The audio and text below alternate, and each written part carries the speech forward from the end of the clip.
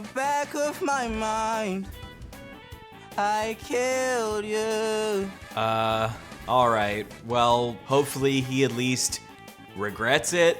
And I didn't even regret it. Wow, I haven't seen this clip at all. Holy fuck, he really is like the real life Key and Peele skit. By the LA police. These types of cases can take a long time to carry out, which obviously doesn't make people on the internet happy because they want to know what's going on as quickly as possible. I mean, I think you've got enough there as it is to just go ahead and label him at the very least a person of interest. So that, you know, someone you're going to call in for questioning. I mean, at the very least, you've got questions for the guy, right? Really good. Okay, It's been a good one. Bye, guys. Mwah, mwah, mwah, What? mwah, mwah. Oh my! Delete everything. Delete everything. Delete everything. Everything goes. Everything goes. Everything. And you can see Screams at his mods, delete the VODs, delete the VODs, delete everything, and ends his stream immediately. Of course, somebody already clipped it, but just even if she hadn't said that, her face, her on the live stream after she had already been reported missing. How did no one find this girl? The system failed this chick so hard. I don't think it should be normal for someone to release a song like Romantic Homicide, where you openly fantasize about murdering women and then it gets 190 million views. Yeah, he was not like a small YouTube artist. This dude went mainstream with songs about killing a girl, and then a girl was found dead in his car. A girl whose name matches the name of one of his songs. Anime music video for his song Rehab, where Atami dismembers Anime. He's not Japanese, but he made an anime. You don't have to be Japanese to make anime. That's all I'm saying.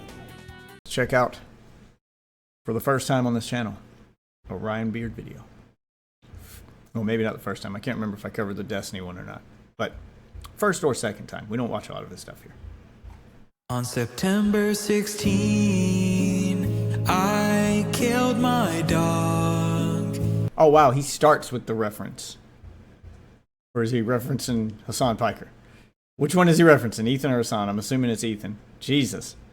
Yeah, that's Ethan's dog in the picture. Yeah, so he's referencing Ethan's dog. Wow, so he just starts the video with it. And this doesn't seem like a throwaway line. It sounds like he's doing a whole ass parody song. Okay, I can see why Ethen might have called this out. A dream, only in a dream.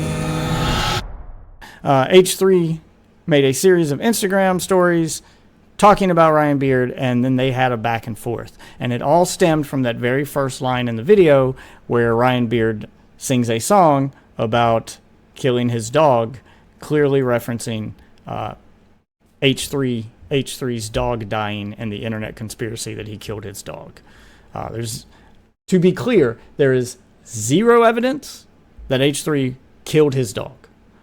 There's a lot of evidence, I would argue, that David killed that girl, but there's zero evidence that H3 killed his dog. So this is a bad comparison, but I get the point he was trying to make. What if I sang about a thing that happened in real life and then the thing happened? And he was trying to make that joke. I think it was a bad joke. I'm not sure if Ryan meant anything by it, but we'll see from the DMs to find out if there was malice behind it or if it was just a bad joke. Same size.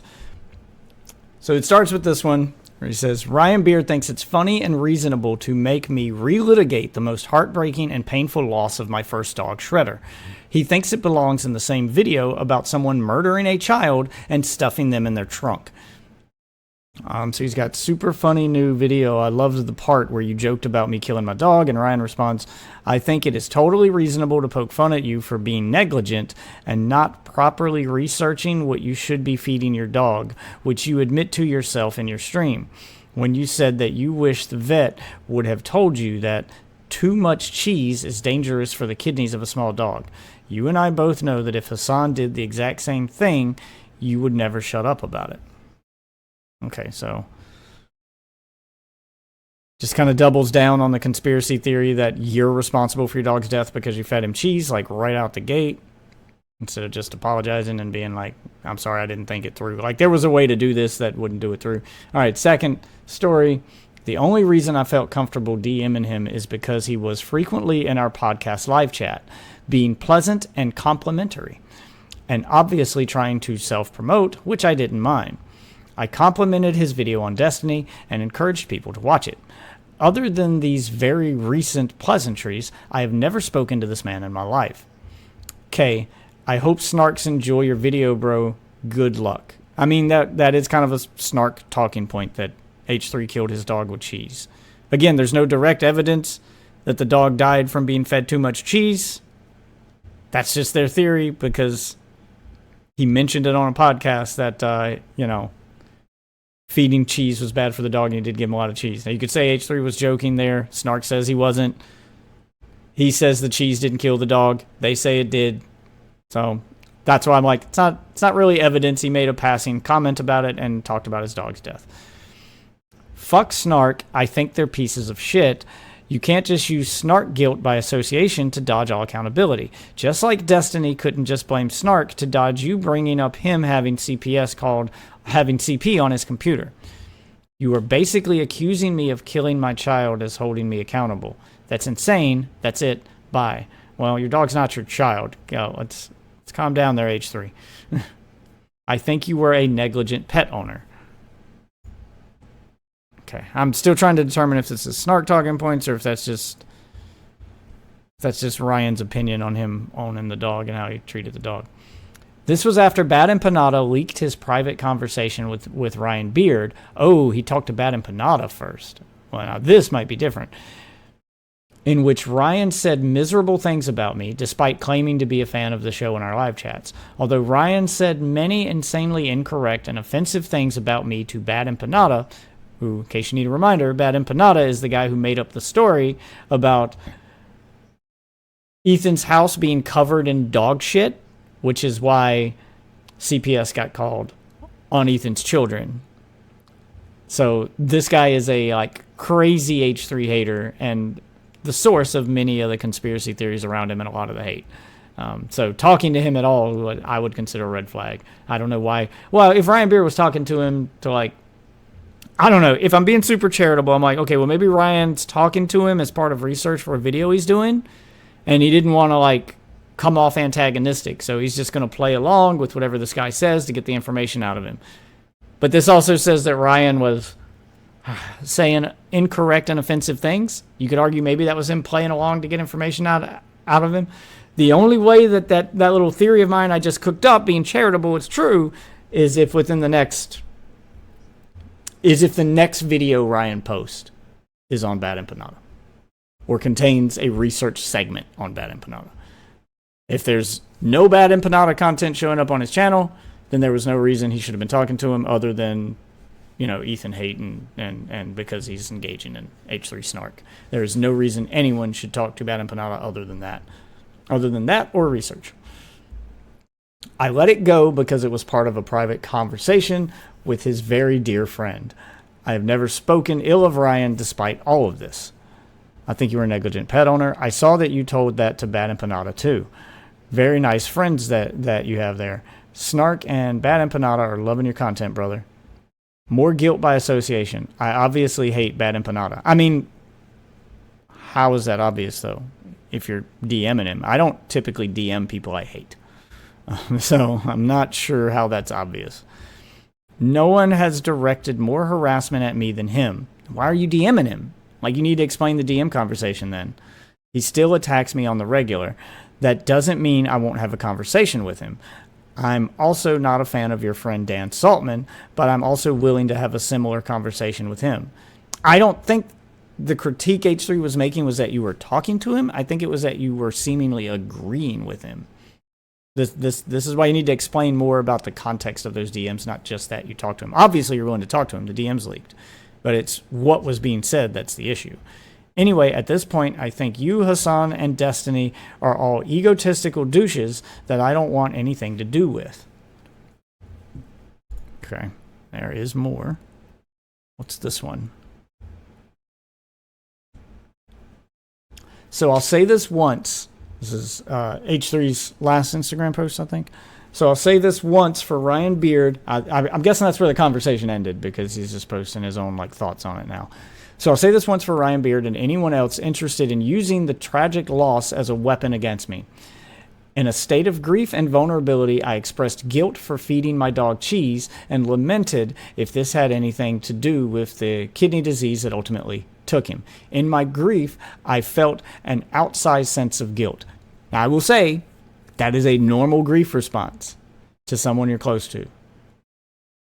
Even if that person let's say you're close to a person. My aunt did this. Well, more than one person in my life has done this, but someone close to you takes their own life.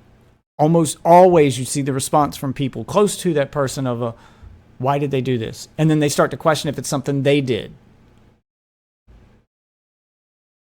So that's a pretty common response. Him having that moment as part of his grieving process and then like having no evidence of it, I don't think that's evidence that he killed the dog. That is normal grieving. Or even if the person's not involved directly, why did I take this person to go get a coffee and the coffee shop was attacked? You're not directly responsible, but you're blaming yourself for actions that you do not. Yeah, you chose to go to the coffee shop or whatever, or wherever the person was involved in an accident. Even though you have no direct correlation with it. Yeah, I mean that's a normal response for like any tragedy. Like if you were in a car accident and the person with you died, and then the car accident wasn't your fault. Somebody ran a red light and slammed into the side of you and it killed your passenger. You would go, "Oh man, if I had just left the house 2 minutes sooner, then that wouldn't have happened." Or if I had just taken a different route. A different road. Yeah. Or if we had chosen to go somewhere else rather than going to this place. Yeah, that's a normal response. I don't see that as evidence that Ethen killed his dog, and I think anyone who does is absolutely insane. This is normal grievance shit, which is what he's explaining here. Our other dog, Alfredo, who is the same age, size, and diet as Shredder, is perfectly healthy with no issues with his kidney. I even did extensive lab work on him after his diagnosis to ensure there wasn't any habits that contributed to his kidney damage. His kidneys were operating perfectly normal then and now. So he's compared the diet he had to the dog that died to the diet he has to the new dog he has, who is the same breed and size, and the new dog is fine. But the argument there that all the snarkers are going to make because they think Ethen is evil is that, we'll give it time. The more you give him this diet, it's going to happen over time. It's going to happen over time. The thing he needs to, we and the doctors, okay, so he is going to say that in the next line, is to ask the doctor, does the doctor think you contributed to it? If the doctor says, no, this wasn't your fault, then it's not your fault. Doctors will tell you if you did something that could have prevented this, or if you played a part in it. And if you think they won't because doctors are too nice, no, their job is to try to keep stuff healthy. All those times he went to the vet beforehand and told the doctor what the diet was, and the doctor never told him to change his diet, means that the doctor didn't see the diet as an issue. I remember my dad going to the doctor after his heart attack, and the doctor flat out told him point blank, immediately after the heart attack, your smoking was a big contributor to your heart attack. You need to quit. My dad balled up his pack of cigarettes on his way out the door, and I never saw him touch one again. If the doctor hadn't said that because he didn't want to judge my dad based on his habit, my dad's health would have gotten worse. That's not the doctors. Doctors aren't there to protect your feelings. A good doctor will give it to you straight. Remember, when you lie to your doctor, the only one who gets hurt is you. All right, we and the doctors don't know why he developed a kidney disease at age 5. The most likely explanation is that it was a tragic genetic inevitability, which is why I encourage everyone to squeeze and love their pets and family, because you just never know. Probably. If the doctor was looking for a reason and he didn't find the diet to be the reason, then the diet's not the reason. That's like, are we really going to argue with the doctor's diagnosis? These types of insane and cruel accusations have only come from the snark community with the transparent goal of hurting me. Ryan is the only person to actually try to legitimize the cruelty by including it in a video essay about the murder of a child and canonize it as a reasonable criticism against me. Rip to Shredder. I love you like I love my own child.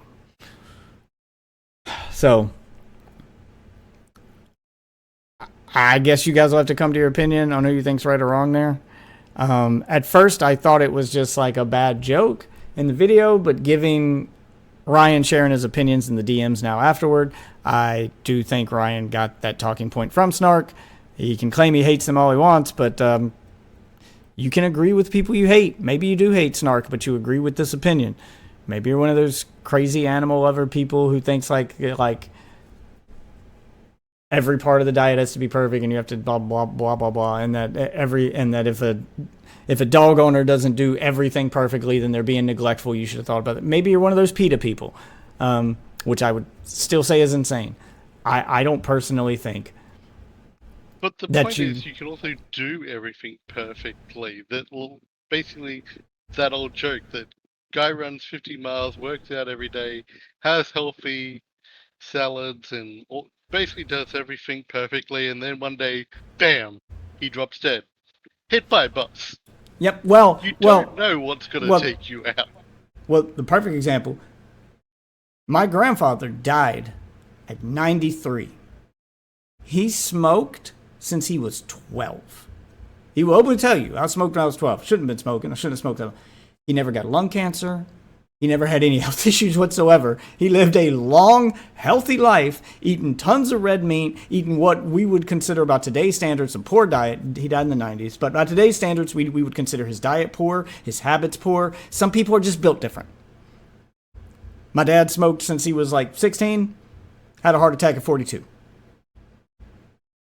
My grandma smoked since she was in her 20s, the one married to the smoker who lived to be 93. He lived to be 93 and never had any significant health problems whatsoever. My grandma, on the other hand, died of lung cancer. So, some people are just built different.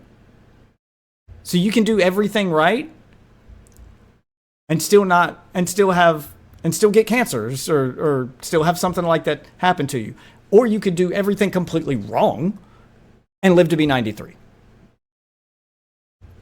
That's the point. I don't think you can directly point to the death of his dog to the fact that he had cheese as part of the dog's diet. That sounds insane to me.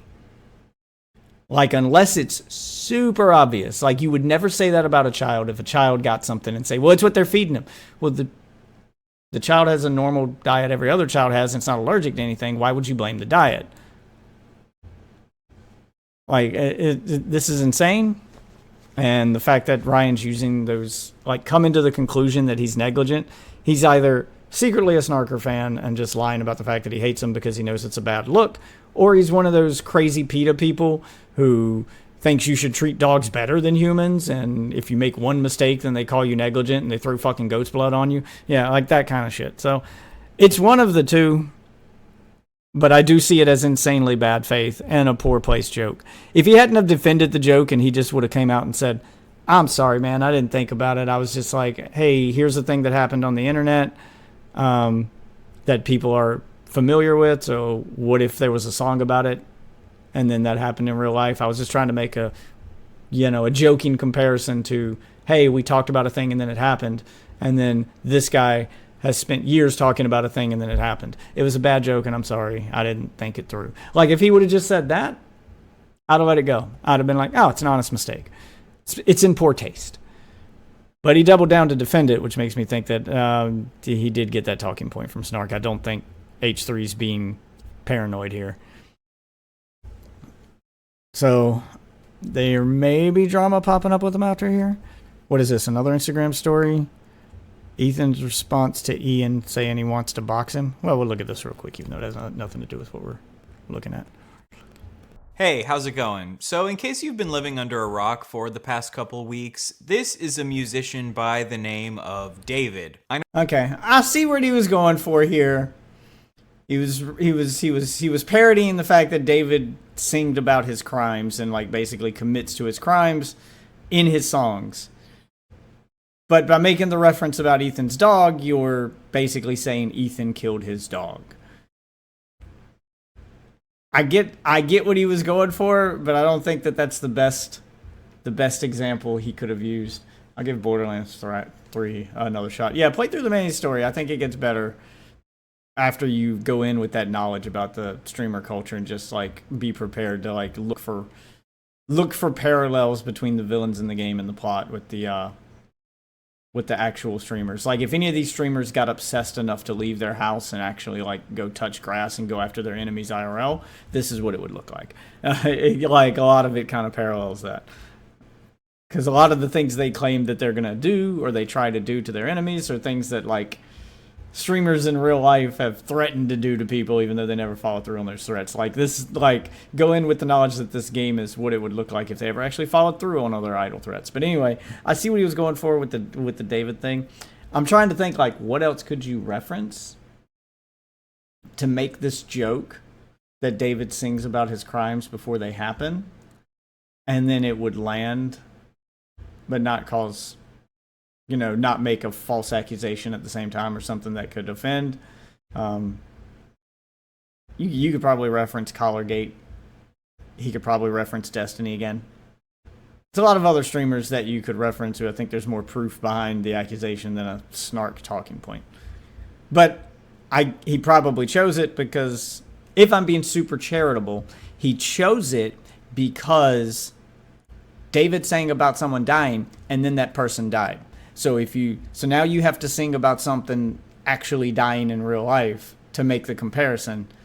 And the only, like, safe thing to sing about is a dead dog. You don't want to sing about a dead YouTuber. That's in bad taste. So maybe this was the safest choice, if I'm being super charitable. And it's not actually a shot at Ethen. He was just like, hey, this is a crazy conspiratorial drama talking point where you killed your dog, so I'll sing about that and it'll be funny. And maybe he just didn't think it fully through, if I'm being super charitable. But since somebody actually died in the David case, and then Ethan's dog actually died, you're kind of insinuating that you believe it to be true. So that's my super charitable take. Well, let's see where he goes with the David thing, because is that the only mention to Ethen in the video? Or is there going to be more? I mean, I'm kind of here for the David stuff, too, to see if he's got some new information that we hadn't seen yet, though. I know it looks like D4vd, but it's just David. And according to David, he has definitely never killed anyone. Well, that's not exactly true. In the past, David has talked about killing people, but only in his mind. In the back of my mind, you died, and I didn't even cry. Okay, to be fair to David, he says, in the back of my mind, you died, but maybe she just happened to die. Maybe it's a metaphor, and he's singing about his memory of her, that he's forgotten about her, and he's moved on. Because it's art, see? You guys are just interpreting it wrong. These are going to be his defenses in court, by the way. I'm just going on ahead and preparing everyone for him. This is how he's going to defend himself in court. It was metaphorical. he didn't actually kill her. In the back of my mind, I killed you. Alright. Well, hopefully he at least regrets it. And I didn't even regret it. Wow, I haven't seen this clip at all. Holy fuck, he really is like the real life Key and Peele skit. By the way, the views on that video and the comments on that video, the Key and Peele skit about the rapper singing about it, rapping about his crimes and getting interrogated by the police, the views for that like skyrocketed after the David thing, and the comments are hilarious. You guys should go check them out. Okay, but you know, at the end of the day, what really is there to regret? It's all just in his mind. Where she died in the back of my mind. Like, I didn't kill her physically, but in the back of my mind. He did this shit in a fucking interview, dude. She died. It was only in his mind. He only commits murders in his mind, and there is absolutely nothing wrong with mind murders. In the back of my mind, but then you think that I'm gonna say you died, but I say I killed you. It's really more of a figurative I killed you, especially in the back of my mind. I try to stress that in the back of my mind. So I say it so loud. In the back of my mind, you died. In the back of my mind, I killed you. When was this interview is what I want to know. When was the interview? You. Yeah, guys, he just figuratively killed her. Fantasizing about killing women is totally fine and normal. It's only bad if you actually kill them. It's not— I mean, technically, yeah, that's true. I mean, it's not normal, but it's not against the law to think about someone dying. It's not even against the law to wish death upon someone, as long as you're not the one who caused it. It does make you a suspect when they die, though. Not a red flag if a dude tells you that he fantasizes Oh, yeah, it's a red flag. Makes you a suspect.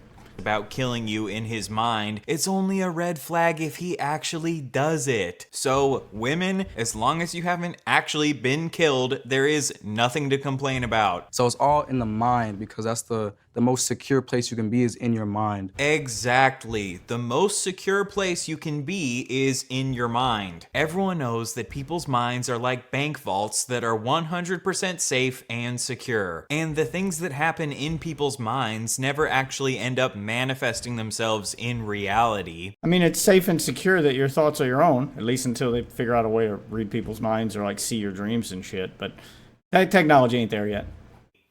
On a completely unrelated note, the dismembered body of a 14-year-old girl was recently discovered in the back of David's Tesla. In the back of his... Wait. It's in the back of his Tesla, in the back of his mind?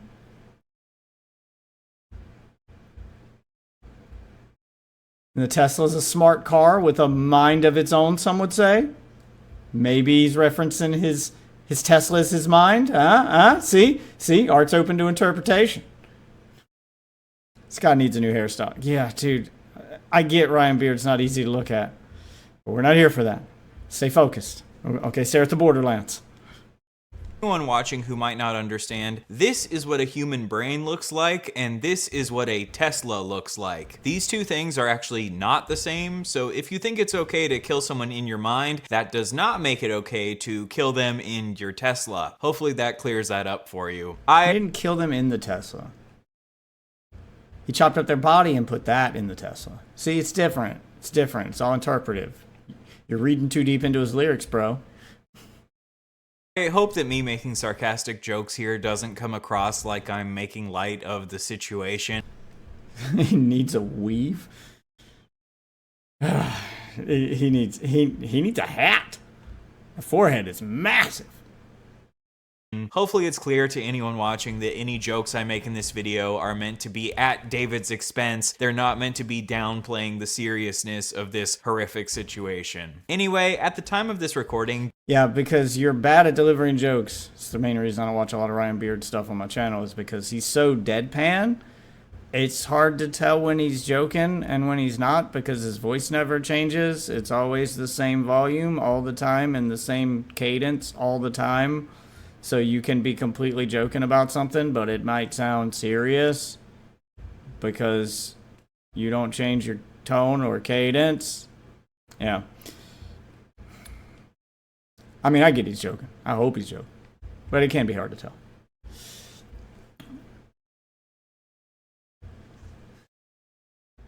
And he needs a new face. He killed her in the back of his mind, then shoved her in the back of his Tesla. His forehead is for sale on billboard space. Looks like he's about to tell me to maintain low tones. Yeah, well, I mean, he's definitely maintaining low T. David has still not been listed as an official suspect. That is wild. How is he still not listed as a suspect, though? Like I said, it's fine to talk about whatever's in the back of your mind, but if the things in the back of your mind sound like actual crimes, it's not illegal to think about them or even talk about them, but it would make you, at the very least, a person of interest. By the LA police. These types of cases can take a long time to carry out, which obviously doesn't make people on the internet happy because they want to know what's going on as quickly as possible. I mean, I think you've got enough there as it is to just go ahead and label him, at the very least, a person of interest. So that, you know, someone you're going to call in for questioning. I mean, at the very least, you've got questions for the guy, right? Like, there's questions? Like, you're going to at least question him. Come on. But in the meantime, people on social media have discovered a lot of details that, in my opinion, make David look very guilty. This young girl's name was... Obviously so. Celeste, and according to the police, David and Celeste had matching tattoos. Celeste's mom claimed that she was dating someone named David. People on David's Discord talked about him dating... It's a lot of coincidences, man. someone named Celeste. David and Celeste allegedly interacted with each other on this Discord. Someone allegedly posted a picture of them together on this Discord and said, hey. They were seen on a live stream together. I'm sure he's going to get to that. Get that 40-year-old Alfred vibe going on. Yeah, he is aging poorly. Who's the girl? And he responded with, you are a Fed. Now, the reason David might be calling this person a Fed, short for federal agent, is because in she's a minor. It's now here. 2023, when this picture was posted, Celeste was 13 and David was 18. David also made an unreleased song titled Celeste, where he talks about a girl named Celeste. He once posted a TikTok with the caption, when your card declines at therapy and they bring in that one Hello Kitty girl you met in 2021. Celeste herself was allegedly a big fan of Hello Kitty, and in this missing poster, it even mentions that at the time she went missing, she was wearing Hello Kitty slippers. And if David met Celeste in 2021, she would have been 10 or 11 years old at the time. But for some reason, he decided to leave that out of the caption of this TikTok. It would look a little bit worse if this TikTok was captioned, when your card declines at therapy, so they bring in that one 10-year-old girl you met in 2021. In 2022, David I thought I did the math and she would have been 11. Not that there's a big difference between the two. It's still not okay, but just saying.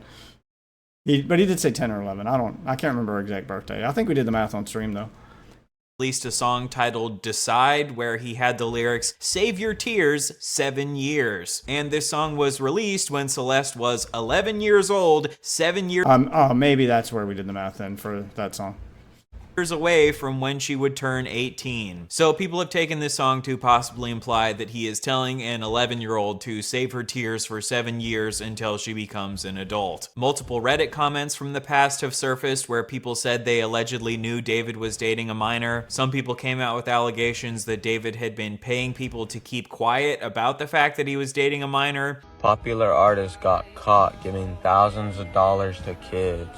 Now, why did he do this? To hide his little secret of him dating a minor. There's allegedly a clip of David and Celeste together on a live stream where Celeste jokes about David. Oh, there's the live stream. I didn't know about the... Yeah, it shoots in a figure 8 pattern. That's why I'm missing a lot of shots. Got it. Yeah. Okay. Infinite ammo, but it shoots in the design of the infinity symbol. Jesus Christ. Bro, this guy's guilty. Holy shit, like he just is. He is the real life. Have you ever seen the Key and Peele skit? I played it the first time we covered this, and it got my video flagged, so I had to remove it. So I'm not going to play it again. But it's a Key and Peele skit where they're interrogating a rapper, and he's like, I killed Darnell on October 9th. I killed him with a knife. And then he's like, this you? That's just all hypothetical, man. It's just art. He is for real, that skit. David raping children. I media trained you. No, you didn't. That's controversial. It's controversial of raping kids. Yeah, so she hints at the fact that he might rape kids, and he freaks out and ends his live stream where he's doing a live stream with her. This was after she was reported missing, by the way. I don't know how no one has gone after him yet. Really good. Okay, It's bye. been a good one. Bye. Bye, guys. Mwah, mwah, mwah, What? mwah, mwah. Oh my! Delete everything. Delete everything. Delete everything. Everything goes. Everything goes. Everything. And you can see Screams at his mods, delete the VODs, delete the VODs, delete everything, and ends his stream immediately. Of course, somebody already clipped it. But just, even if she hadn't said that, her face, her, on the live stream, after she had already been reported missing. How did no one find this girl? The system failed this chick so hard. She was missing for over a year. And she showed up on his live stream. And no one went after him. And then after singing about killing her, and her body is found in his trunk, still no one goes after him. Make it make sense. that someone in the chat says David and Celeste island trip, which shows that some people in his chat, one, knew that she was named Celeste, and two, they were obviously making a Jeffrey Epstein joke implying that they knew that she was much younger than him. People also dug up a TikTok comment of someone accusing him of messing with a 13-year-old girl, and there was someone on his Discord who was posting messages about him allegedly dating a minor, and they posted the missing poster of Celeste showing that they knew it was the same girl. Now, of course, you should take anything that is posted on the internet with a grain of salt. There's a possibility that a few of the things I mentioned turn out to be false. However, when more and more and more evidence starts stacking up about— Yeah, there's a lot of it, man. There's a lot of it. I mean, I'm all for debunking a conspiracy theory, but there comes a point where there's so much evidence for the conspiracy that you have to go, maybe some of it's at least partially true. I mean, this is worth looking into.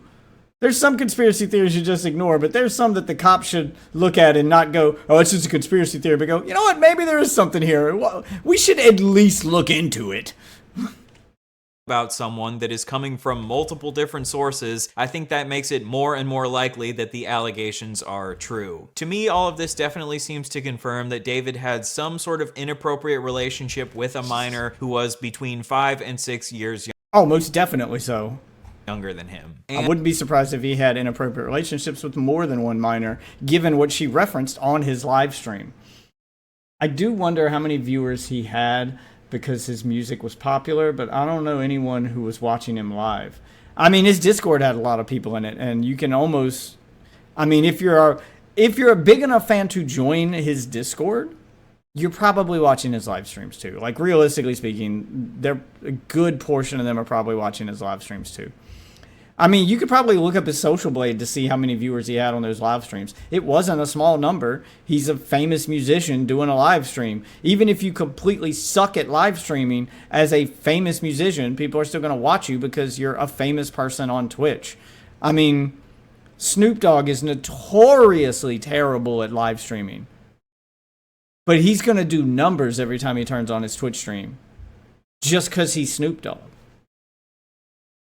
And the fact that her dismembered body just happened to show up in the back of his Tesla obviously does not make David look very good. Now, obviously, we don't know with 100% certainty that David murdered her. Maybe she died of an unrelated cause, and then David or one of his friends hid her body in the Tesla because they didn't know what to do with it, because they knew this would make David look— Are you missing? Did Ryan miss the part where the body was dismembered?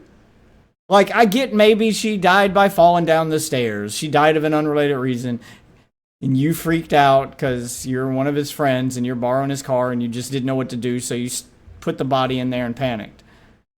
But you chopped the body up. That adds a new layer to it. That's why I don't buy that fucking cope. No fucking shot. You don't panic chop up a body. You don't look very guilty. Maybe one of David's friends murdered her on David's behalf. Or maybe someone else murdered her and then put her body in the back of David's Tesla to frame him. I don't know. That doesn't seem very likely to me, but it's a possibility. What seems— Yeah, he's just going down all of the talking points. most likely to me is that David did murder Celeste. Do we know if it was chopped up or dismembered by rotting? I mean, you don't dismember by rotting isn't really... They usually don't mention dismemberment unless it was purposefully dismembered, because that's a separate, like, charge. If it's dismembered by rotting, then they usually just say something like, it was heavily decomposed. That's usually what that means. They say it in a different way so it doesn't implicate the person of being guilty of dismembering the body, because they want to be careful not to accidentally accuse them of something. So I think they dismembered it. Otherwise, they wouldn't have used that wording. He has made it very clear over the course of many years that he loves gore and he fantasizes about committing violence, and he's a very jealous person who threatens to commit violence against women if they get on his bad side. And it makes perfect sense that he would have a motive to murder her if she was threatening to tell the public that he was dating a minor who was 5 to 6 years younger than him. It seems most likely to me that he fucking did it, but... Yeah, I think it's pretty obvious he fucking did it. Obviously, I'm a YouTuber, not a detective. Obviously, a lot of YouTubers have already made XQC's a detective, though. He was on the case for this one. We got the XQC in detective mode. Detective XQC solved the case, guys. And he did it with Microsoft Paint. We saw it. Yeah, Pro definitely did it. I was trying to be more charitable the first time I watched it because I hadn't seen all this. Like, we were watching it unfold together. So in the beginning, I was like, well, maybe, you know, I kept trying to be like, I don't want to accuse someone of something unless I'm, you know, like, I need to see more. But the more I see, the more I'm like, oh, yeah, this dude definitely did it. Like, I don't even know how you can think otherwise. Like, I was trying to go the innocent until proven guilty route and try to be fair, but just the more I see, I'm like, dude, it's like you want me to think that you did it. If you don't care, why the fuck do I? Yeah, you did it. You fucking did it. I'm fully on board the he did it train. Holy shit.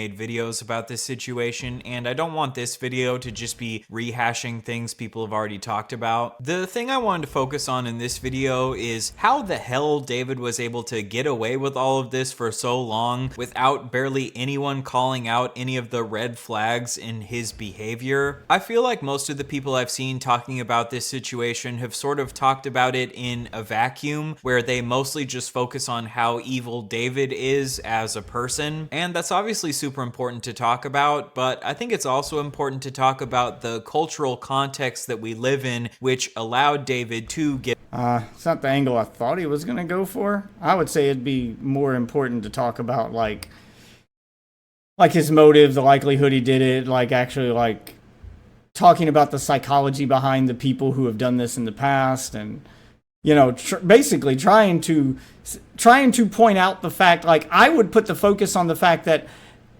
there's already probable cause here to at least interrogate this man and to make him a suspect. I would be pointing out how obvious it should be that he should at least be a suspect, and what they usually consider person a suspect for in other cases, to make sure that he reaches that standard of being a suspect, and then call out the police for not naming him as a suspect yet. I would be focusing on that and like, why have they not done this yet? What is stopping them when they made this guy a suspect in this case and he did less, for them to have, like find out what the standard is for being a suspect, specifically by that particular police department. And then like point out the hypocrisy of, well, you've called people a suspect in the past for less. Why are you hesitating now with this guy? He's one of those people where it should be instant wood chipper. I mean, give him his day in court. He should get his day in court. Every person should get their day in court, no matter how obvious it is that they did it. But when you find them inevitably guilty because it's obvious, yeah, wood chipper. Get away with this. I hope this doesn't make me come across like some sort of pearl clutching boomer, but I don't think it should be normal for someone to release a song like Romantic Homicide, where you openly fantasize about murdering women and then it gets 190 million views. Yeah, he was not like a small YouTube artist. This dude went mainstream with songs about killing a girl, and then a girl was found dead in his car. A girl whose name matches the name of one of his songs. Just what? And pretty much. And he's not a suspect? Why? How? Much universal praise. I understand the argument that like some people just make art that touches on dark themes, and we shouldn't try to stifle someone's artistic expression just because the art that they make might be a little bit fucked up. Like, horror movies are incredibly popular, and obviously horror movies can be very dark and disturbing and graphic, but I think the main difference between art like horror movies and art like David's music is that David directly puts himself in the shoes of fantasizing about murdering women in a way that a director of a horror movie wouldn't. Like, imagine if the director of the horror movie... It's not the angle I thought he would take, but I mean, when the things that you're singing or fantasizing about happen in real life, you then have to question whether or not it was a fantasy at all, or was it just you know, deciding to make your fantasy come true. Like, it sounds like an admission of guilt. Like, I'm sorry, it should at the very least make you a suspect. I don't understand how it's not. I mean, I'm trying to think of other musicians who have sang about stuff and then got caught doing stuff. Like, I'm pretty sure that you can find multiple instances of rap musicians singing about owning guns or illegally purchasing guns or having guns they shouldn't have, or singing about like owning a fully automatic weapon, and then later they got a gun charge for owning a fully automatic weapon. Yeah, put two and two together. R. Kelly had some questionable lyrics. Turns out he was peeing on minors. Like, yeah, the stuff in their songs usually hints at their desires, is what I'm saying. They didn't just make this shit up, it came from somewhere. Terrifier was like, you know, I really find myself relating to this evil clown when he goes around slaughtering women. Or the director of the Jeffrey Dahmer series was like, you know, when I was directing Evan Peters to go around slaughtering and eating young men, it made me start to wish that I could also slaughter and eat some young men. Or if the director of the O.J. Simpson series was like, you know, I also sometimes struggle to get my gloves to fit, and that really makes me want to just stab my wife. Like, I think we would all agree that if these directors said these sorts of things, this would be a big red flag. But for some reason, most people didn't see it as a red flag when David repeatedly released songs about murdering women, 14. which clearly related to his own personal experiences. Like, there's a big difference between art that explores dark subject matter and art that endorses dark subject matter. And I'm not saying that David's songs were like implying that murder is good, but I do think they were trying to get you to relate to someone who lashes out in violence against women in response to his own emotional turmoil. He has multiple songs talking about how he's mad because women keep trying to run away from him. Please don't run away from me. I dream about you and I, but why do I even try? 'Cause you're running away. Please don't hide from me. Please don't hide from me. You can't get away, bitch. Stay in my basement. And he has many songs explicitly talking about wanting to kill his girlfriend when she doesn't do what he says. I look into your eyes, and it's a terrible disguise. I think we both know who dies here. The truth is what you hope to find, but you can't leave the past behind. You're the only one that lies here. You told me we would never be more than just friends, but I don't really care. I'm gonna put it to an end. You never really cared about me. It was just pretend. I told you keep it 10 or you'll end up dead. I'm trying to kill you slowly. Yeah, we gon' die tonight. Please don't cry about it. Yeah. Jesus Christ! Like, how much more explicit does he need to be? How much more explicit, dude? I think Young Thug got locked up for his lyrics.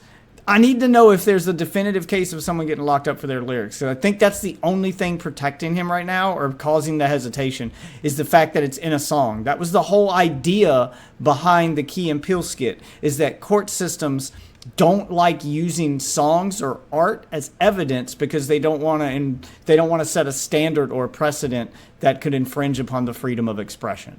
So they tend to just ignore them. So you can say whatever you want in a song, even if it's a confession, and they won't use it. So I need to know, are there any like cases where they did actually use someone's song lyrics as evidence? This was the rap on trial from state court report. Let me view this real quick off camera before I look at it. Rap on trial. Court should be wary of allowing prosecutors to introduce rap lyrics as evidence. Oh, this is a whole ass article. Here we go. The rapper Young Thug in Georgia, the court allowed 17 sets of the rapper's lyrics into evidence. A California appellate court is currently considering the same with People v. Sullivan, in which rap videos and 12 pages of rap lyrics were used at a trial. Last month, the Supreme Court considered the admissibility of rap music in State v. Kennedy, in which the defendant was convicted of involuntary manslaughter following a deadly shooting outside of a bar. Kennedy had initiated a fist fight with the victim. A friend of Candy's shot Harrison while Candy was punching him. At trial, the prosecutor offered, and the judge allowed, a video showing Candy and Evans rapping along to a diss track by a Chicago rap group, although neither Candy nor Evans had written the track. Yeah, see, this is where you run into that problem. Well, who wrote it then? Okay, they had ghostwriters, so I don't see how... This one sounds like it has less of a reason to be used as evidence than the David lyrics, because David wrote those. and sung them. This is just them singing to a diss track that they didn't write. The prosecutor agreed that it was relevant because one of the names in the lyrics sounded like Harrison's alleged nickname. So he doesn't even call the guy out by name, where David had a song named Celeste, and the name of the girl that is dismembered in his trunk is Celeste. That's not sounds like. That's just her name. He just said her name. They appealed, and the case eventually reached the Supreme Court. The Civil Liberties Union, where we work, as well as the ACLU of Iowa, submitted an amicus brief arguing that rap is an art form that relies on hyperbole, not a factual account of violent conduct, and that admitting the video into evidence unfairly prejudiced Candy. Yeah, that's always going to be the argument, and that's a high bar to pass to use that stuff as evidence. That's why I say they should still be looking at David for all the stuff he did around the videos. His talking about the videos, his interviews, his Discord, all of those things is where they should focus their attention, in my opinion. The Supreme Court acknowledged that in cases not involving the peculiar facts of Candy's case, other courts had expressed concerns about the risk that a jury will find that someone committed a particular act of violence because that person rapped about acts of violence. To address these risks, the court went on. Some decisions have insisted on evidence trying the rap music to the specific circumstances of the charged crime. Other courts have concluded that rap music evidence should be excluded when the link to the defendant or charged crime is attenuated. What does that word mean? I'm not familiar with that word. Let's Google it because we don't want to be idiots here. Attenuated. How do you say that? Attenuated. Attenuated. Having been reduced in force. Okay, so they're saying it's not like a direct thing. It's not a one-for-one comparison, so you're having to basically interpret what those lyrics mean, and therefore it's not direct evidence if you have to interpret it, which makes sense. I would argue in David's case, no interpretation is necessary. He was very on the nose. For the last three reasons, the courts are right to be wary of allowing this evidence. Rap and hip hop are ubiquitous, and threatening someone's enjoyment of those genres as though it carries some evidentiary value is likely to have an undue impact on criminal trials.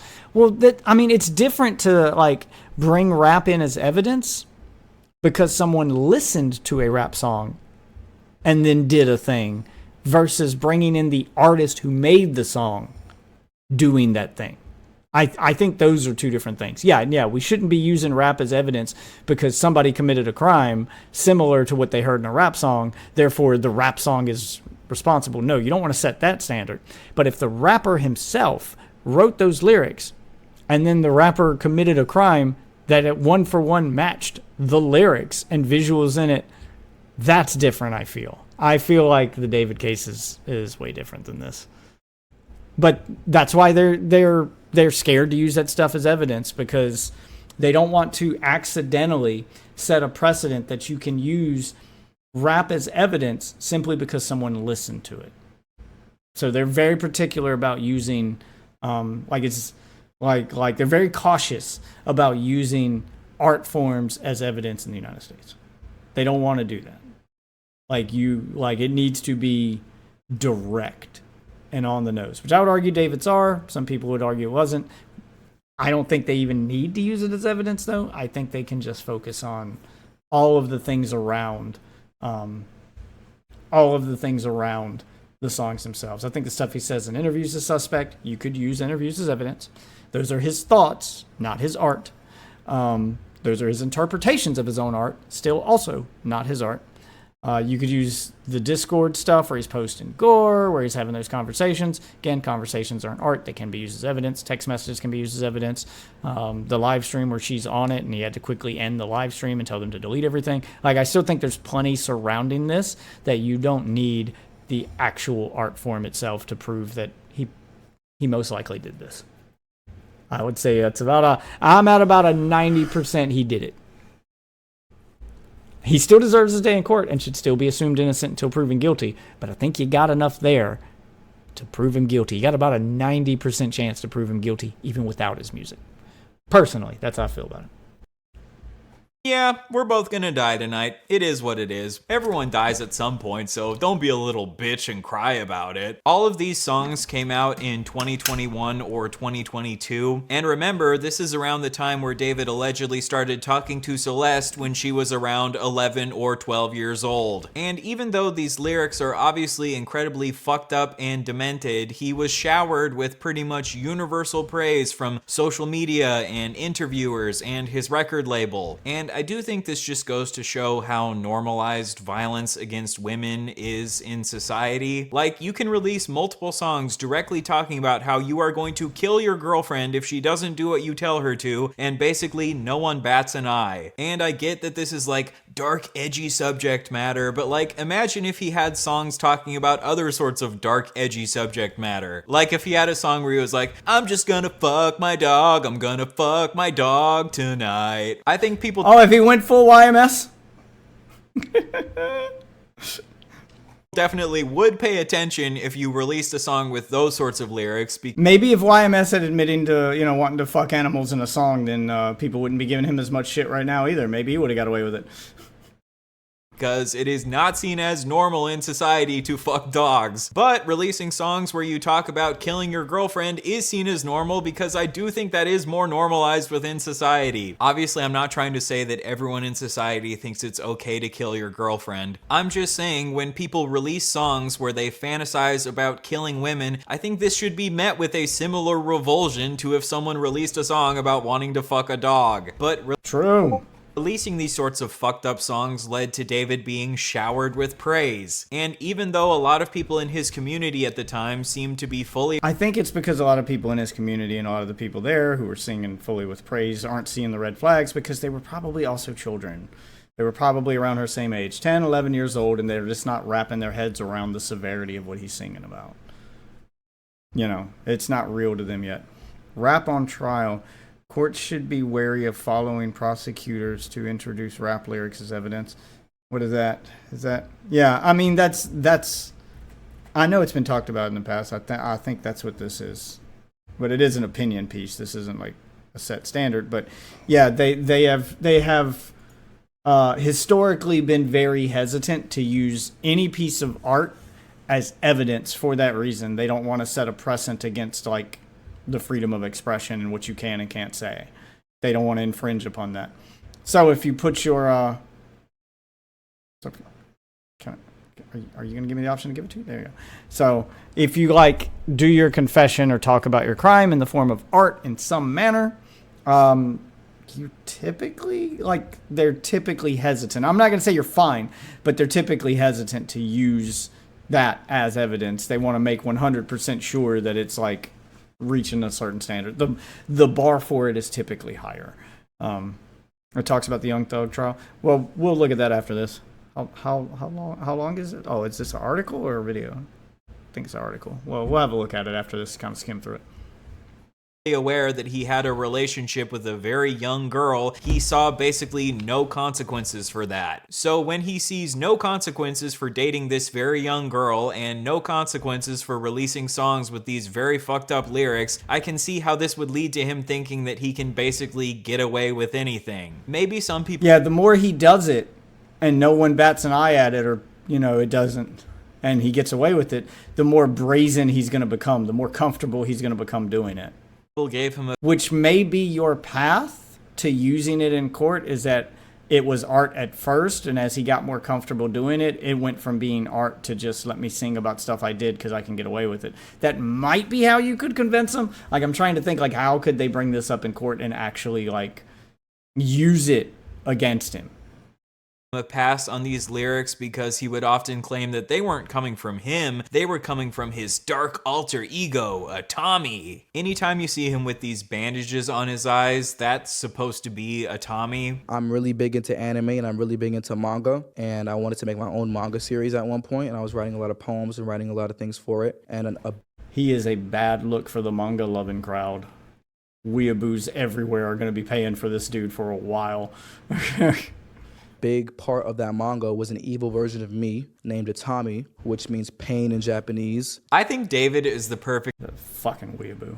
example of how pretty privilege doesn't only apply to women, it also applies to men. Because I don't know if it's because he's attractive. Rich, maybe. I mean, maybe he's attractive to minors, but that should also be a red flag. I wouldn't call that pretty privilege. I don't know. Let's see where he's going with this. just imagine if David looked like this and was saying all the same shit. Yeah, I'm working on a manga based on my evil alter Should have used a picture of Chris Chan. ego named Atami, which is the Japanese word for pain. Atami He has knives for fingers, and he likes to go around stabbing and dismembering women. I guess you could say I have a bit of a dark imagination. Everything he's saying here sounds directly like it's coming from your average basement-dwelling weeaboo incel. But because David has like a cool vibe, Wait, what was the text on screen? average basement-dwelling weeaboo incel. But I thought he was gonna get say something else about him, but he's really just highlighting what he said. Okay. But because David has like a cool vibe and he's decently attractive and decently musically talented and he doesn't look like this, people don't treat him that way. Apparently, Would have been even funnier if you used a picture of Destiny right there. Missed opportunity, Ryan. That's all I'm saying. David was also homeschooled growing up, and that also does not surprise me. Coming from someone who was also homeschooled, I can promise you that creating your own dark anime alter ego named Atami is definitely homeschooled behavior. Atami has shown up in a bunch of David's music videos, including this anime music video for his song Rehab, where Atami dismembers Anime. He's not Japanese, but he made an anime. You don't have to be Japanese to make anime. That's all I'm saying. It's a genre. a very young woman who looks very similar to Celeste. And coincidentally, both this music video and the music video for Romantic Homicide came out on Celeste's birthday. And in both of these music videos, he depicts himself as he literally drops the videos where he's got an anime of her dismembering her on her fucking birthday. How many more references do you need, Chief? Tommy stabbing a young woman to death who looks very similar to Celeste. This might just be a coincidence, but if it's not a coincidence, this shows that this man had been planning to kill Celeste for multiple years. And the girl in this music video has stars on her pants, and stars are obviously associated with being celestial, and the lyrics of the song talk about bloody sandals, and Celeste was wearing Hello Kitty sandals. Jesus fucking Christ! Holy shit. Can you be any more on the nose? When she went missing, so I think it's possible that he did everything but like sing about the time and date he plans to commit the crime. And I'm kind of half expecting that to show up in here at some point. she liked to wear sandals a lot. I hope I'm not coming across like I'm Charlie from It's Always Sunny in Philadelphia trying to connect all these dots where there actually aren't any dots. But the more I look into David, the more it seems like he is someone who is very purposeful about all of the imagery that he puts in his videos. So I definitely don't want to go too far down this like conspiracy theory rabbit hole, but I do think it is possible that he left all these breadcrumbs because he's a psychopath who saw killing Celeste as some sort of weird fucked up performance art. Like, it's not totally unheard of for serial killers to view their murders as some sort of fucked up form of artistic expression. Jeffrey Dahmer made... I'm not talking Ryan Beard's opinion on what anime is. He's a hella normie. Which is exactly why I brought that up. Normal people don't view it that way. Only weeaboos view it as this thing that only Japan can do. It doesn't make sense to normal people. Most normal people, your average everyday person, I'd even argue your average everyday casual anime fan, just sees it as an art style. This is how the rest of the world sees anime. This is how the majority of people see it. Yes, that's the point. Drawings about how he planned to turn the skeletons of his victims into a shrine for himself, which I guess you could say is kind of like a form of art. The Zodiac Killer famously turned his murders into a sort of game by sending out ciphers for people to solve. So I don't think it's totally beyond the realm of possibility that David could have delusions of grandeur and could express his very real intentions to commit murder. Oh yeah, he definitely developed an ego, and this shit went straight to his head, and he thought he was untouchable. And, I mean, he thought he was untouchable, and the law has yet to name him as a suspect. He might have been right. You still can't say he was wrong. Nothing's come from this yet. Through his music. David himself said in this interview that in the manga he wanted to write, Atami would be a serial killer who committed murders that David would then have to solve. The story of the manga went like I was a detective and there was an evil version of myself that would kind of come out at random moments, kind of like Fight Club with Tyler Durden, and he would commit the crimes that I would have to solve as the detective. So like when I even this guy, who is a major anime fan, would consider the stuff he made anime, and he's not Japanese. I was, as a detective, I'd be like solving murders that I'm committing myself. And like, yeah, I guess this sounds like it could be a somewhat interesting plot for a manga or an anime, but again, most creators of manga or anime aren't doing this weird self-insert thing where they say that the serial killers in their manga or anime are their own alter egos. It seems pretty True. They're not self-inserting like that. Pretty clear to me that the concept David is portraying through his music is that he feels like there's a battle going on in. So the big argument about this and a lot of this stuff is going to be Stephen King. But the difference between this and Stephen King is nothing that Stephen King wrote about like actually happened in real life, I guess you could say. But Stephen King had a habit of self-inserting himself into a lot of his work. A lot of his work revolves around a writer who this thing happened to or got to do this thing, or some of them the writer's the bad guy, like The Shining. Some of them the writer's the victim, like Misery. A lot of times he had this habit of inserting himself into his work and then either having bad things happen to him or him being the portrayer of doing the bad things. But the difference between him and David is none of the things he wrote about, there's any evidence of them actually happening in real life. In his own head between the light part of himself, David. But I could see them making that comparison in court as a defense to say artists do this all the time. It doesn't mean it's true. This is just a coincidence. Yeah, I could see them going that route.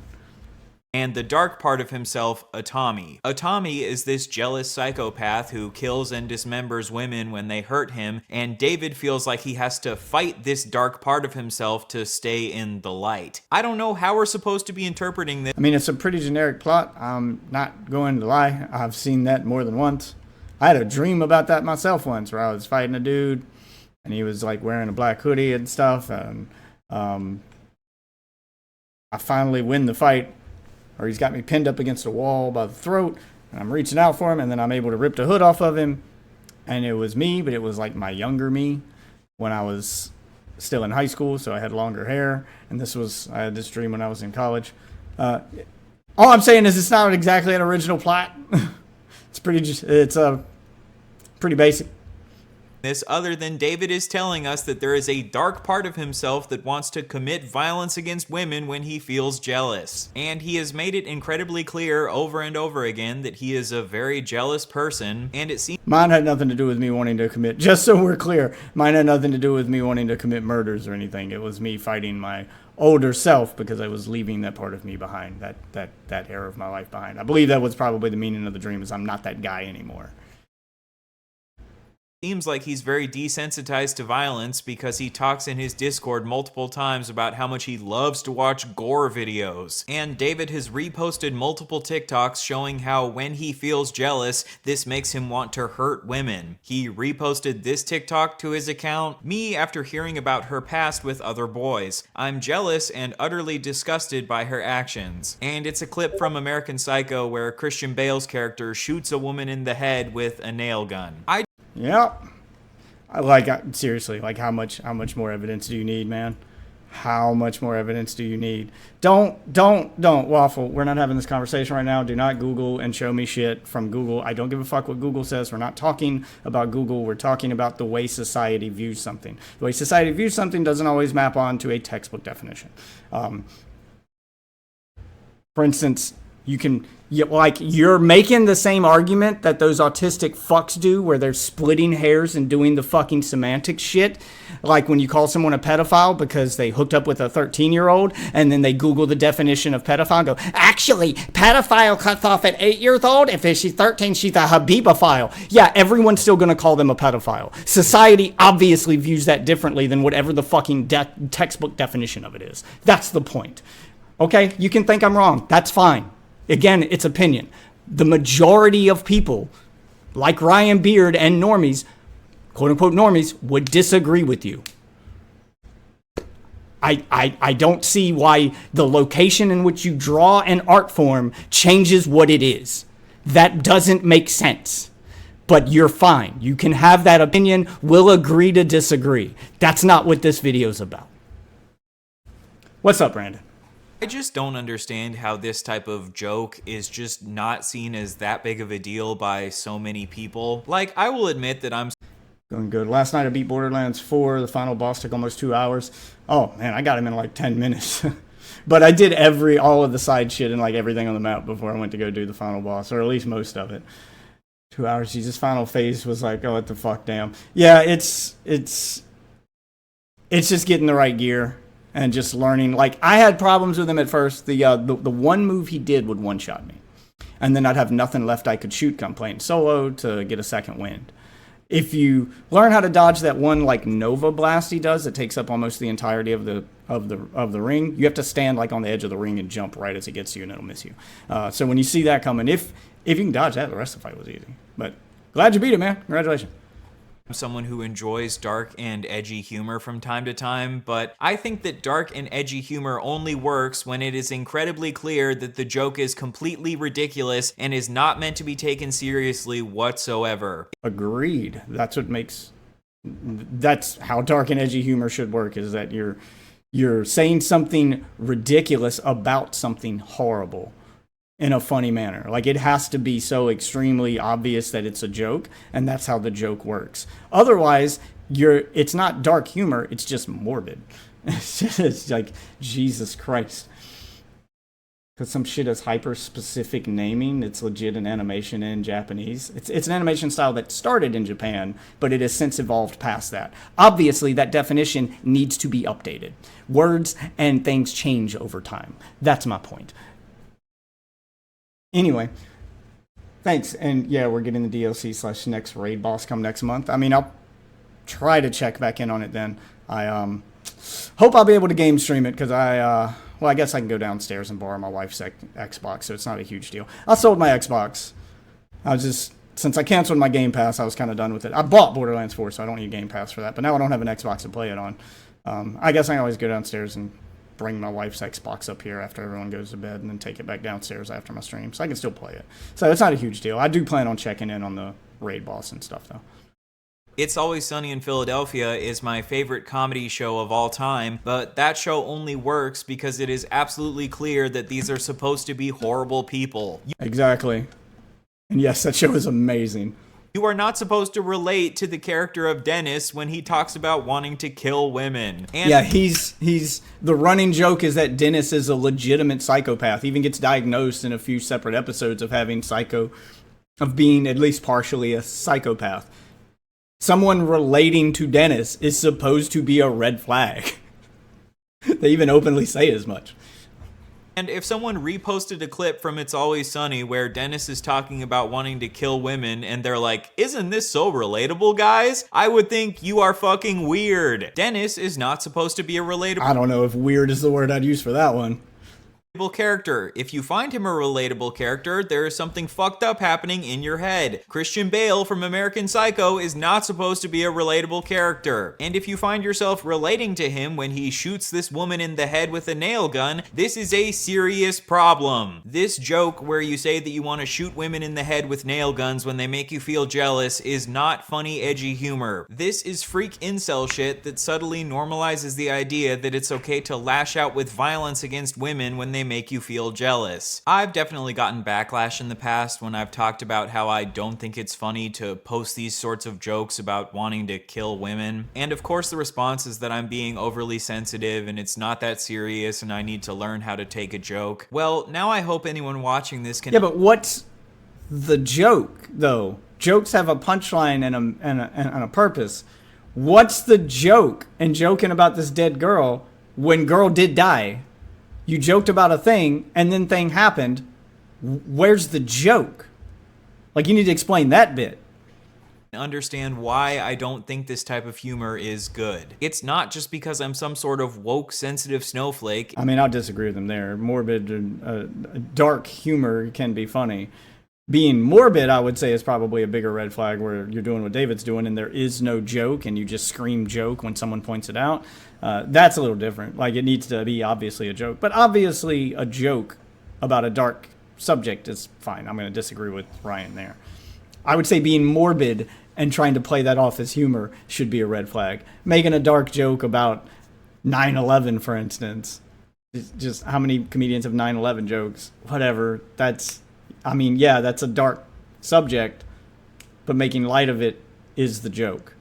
So where you go, what's the joke? Well, the joke is that he's making light of a tragedy, and some people might even be able to use that as a way to process it. Making light of a girl's death before girl dies, and then girl dies, where's the joke there, dude? That's way different. It's because I believe this sort of humor can help influence people like David to go out and commit violence against women. Am I saying that I believe every single dude who liked this TikTok would go out and shoot a woman in the head with a nail gun? Obviously not, but all it takes is a couple young impressionable dudes being influenced like content like this for it to be a horrible problem. I think it goes without saying. I mean the argument here, okay, so the argument here with his, as a way to debunk his, when I have the blindfold on, I'm a character, my name is Tommy, that's supposed to be art and representative. The argument there would be, this has happened in the past, where an artist portrayed a character so well and so often or for so long that the line between the artist and the character became blurred and he got stuck in character. Basically, the character became the new him. And when he was being normal, that was the character. See, you start to blur the line. But again, you're still arguing art in a courtroom, though. I still think you should bring him in for questioning. I'm guaranteeing you could find some evidence or something to link him there without having to use any of his songs or lyrics. Because you can't scream art about stuff he said in Discord or about that kind of shit. So there's definitely other stuff there. He should be brought in at the very least for questioning at this point. I can't believe he's not. Saying that right now there is a big violence problem in America. And I think until we fix this problem, people shouldn't be liking jokes about shooting women in the head with nail guns. David shared another TikTok of this dude cutting up roast beef with the caption, "Me if I see her talk with other dudes." So the joke here is that when this dude sees his girlfriend talk to other guys, this makes him want to chop her vagina up into little pieces. Isn't that hilarious? Isn't it really funny? Body was dismembered, and I don't think from decomposition. For that reason, that this video might have helped influence someone to dismember a little girl? Okay, so he did bring up the dismemberment part. Wonder why he buried the lead on that one for so long. Come on, bro, it's just dark humor. A few little girls getting dismembered is just the price we have to pay to protect comedy. Obviously, in this situation... That's a Charlie Kirk reference. Ooh, playing with fire now, Ryan. Because Charlie Kirk famously said, a few people dying from gun violence is the price we have to pay to keep our right to own guns. And then he died from gun violence. The vast majority of blame all falls on to David. But I think if we want to actually fix... And to be clear, I'm not saying he deserved to die from gun violence, because I know that's what a lot of people hear when someone points out that quote. I'm not even saying it's ironic. I'm just saying that's what Ryan was referencing here. I don't agree with Charlie Kirk's statement there, and I don't think that that's why he died of gun violence. I also don't think he should have died. I'll be very clear on that. this violent culture that we live in and create less people like David in the future, then we should stop acting like it's just dark humor to joke about shooting women in the head with nail guns and chopping up their vaginas. And I just find it so frustrating that all of this incredibly concerning behavior just slipped through the cracks and basically no one saw any red flags about David. David could make multiple songs about how the dark part of his mind makes him want to kill women, and everyone thought this was totally fine because he's just expressing himself through his art. David could repost multiple jokes about wanting to kill women and chop up their bodies, and everyone thought this was fine because it's just dark humor. And none of the adults around David saw any of this as concerning or stepped in to intervene. It's because all the adults around him were profiting from him. I'm sure they saw these red flags, and they chose not to intervene because these red flags were profitable. His agent most definitely noticed, the producers most definitely noticed, all of the people involved with his art, most definitely, all of the adults in the room definitely noticed, and they chose to ignore it all because it was making them money. Because he was getting a lot of views and making a lot of money for them. Spotify actually made a documentary. I get it. I paused Andy. He ended up saying the thing I said anyway, but it just shows you how obvious it was. That should be your takeaway there. About David. And in that interview, David says that he wants to be an outlet for kids because he knows what they've been through. Having experiences and knowing what the kids are going through, especially nowadays. So like being an anchor for kids that need like an outlet. What do you mean you want to be an... He screams at Celeste on his live stream that he gave her media training. Who gave him media training? Because it doesn't seem like he had any. Outlet for kids. Most of your songs are about how much you want to kill women who make you feel jealous. And women is probably not even the right word to use because it turns out that most of these songs were probably about an 11 to 14-year-old girl. How could you possibly think that this music is for kids? This music is obviously not appropriate for children. Like, agreed. Thankfully, my kids didn't even know who he was, so I don't have to worry about explaining this shit.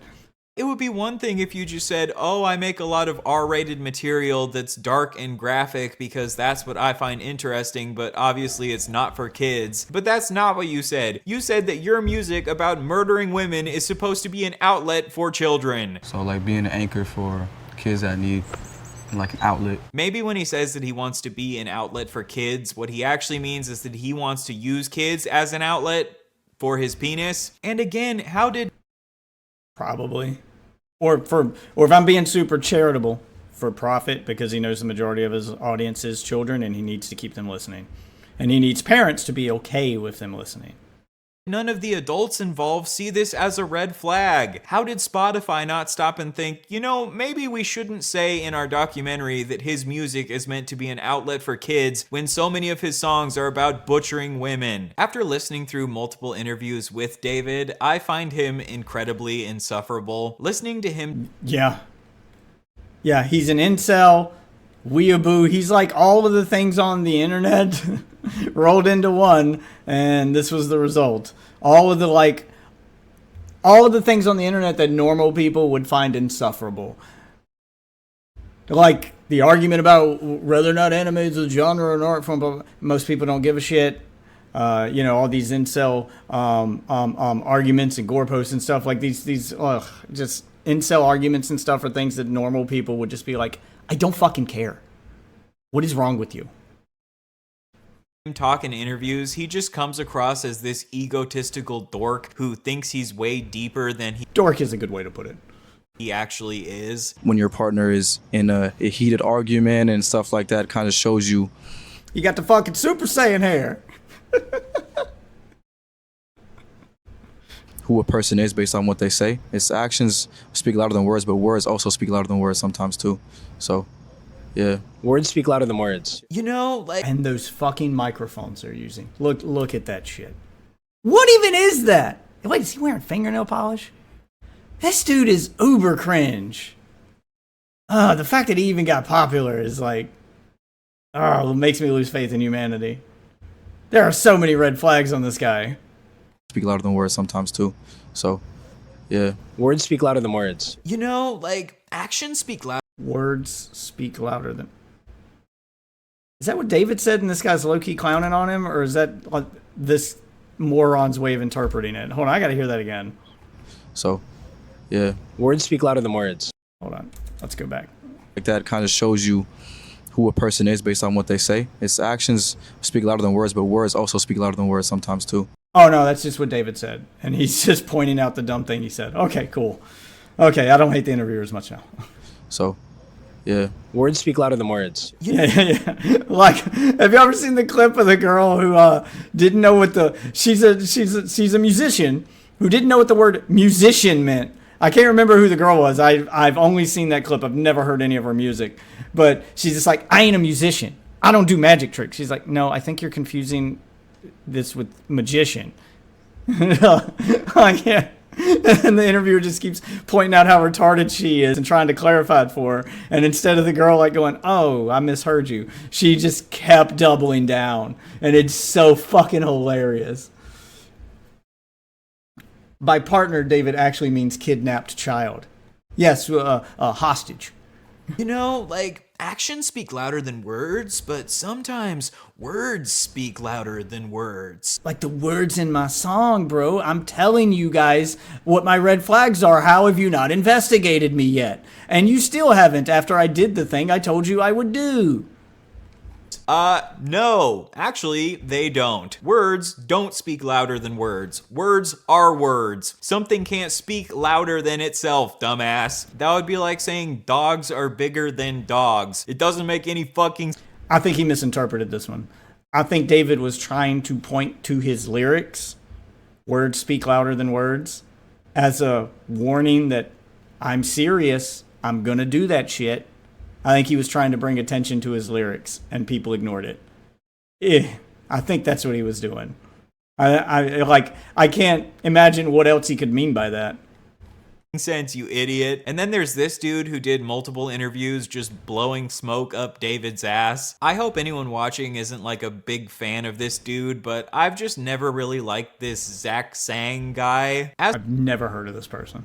As someone who used to live in LA for a couple years, this dude gives off the most stereotypical LA energy of anyone I've seen on the internet. He's like always overly nice and complimentary to every person that he talks to, but to me it just comes across as fake. I would say that Jimmy Fallon gives off kind of a similar energy. One, your music is fucking amazing. Thank you. It has the most heart and soul. Thank you. Your voice is impeccable. Thank you. And totally unique to the point where like you hear whatever comes out of your mouth is so unique to you that you just instantly know. Is this a good interview, David? That it is you. Thank you. Your music has just like so much heart and soul, and when I listen to you, I just like know that it's you. I totally agree with this. David is the only artist where when you listen to him, you can tell that it's him. Whenever I'm listening to like Taylor Swift songs, I always have this thing where I'm like, is this Taylor Swift or is this Stevie Wonder? It's kind of hard to tell. But yeah, I mean, it is. They sound alike. Sorry, Swifties. Sorry, not sorry. with David, I never have that problem. Maybe I'm being too hard on this Zach Sang dude, but it's just like when— No, he's dick riding pretty fucking hard and should be called on it. You're absolutely correct to do so. This is literally the only footage I've ever seen of this guy, and I cringed. In every interview you do, you're like, oh my god, dude, you are just such a genius. It just ends up not feeling It's like that interviewer who did the Trump interview that everybody called out, where they're like, you are the smartest, most handsome, intelligent, down to earth, honest, and it just kept listing off compliments for like, and you could just see his face glowing as they do it. Like, oh my god, the dick sucking was so obvious. Genuine, because obviously not every single artist actually is a genius. This album is my life. Like, Withered is my life. Petals of Thorns and Lost Petals are what I wanted my life to be, and then Withered is my life. So where do they align at all? They do indeed, because like I said, I kind of felt like it was a prophetic thing that I was speaking about heartbreak and love and all these things I had never experienced before, but then I actually experienced them, and it's like, yo, I really said this about myself 2 years ago.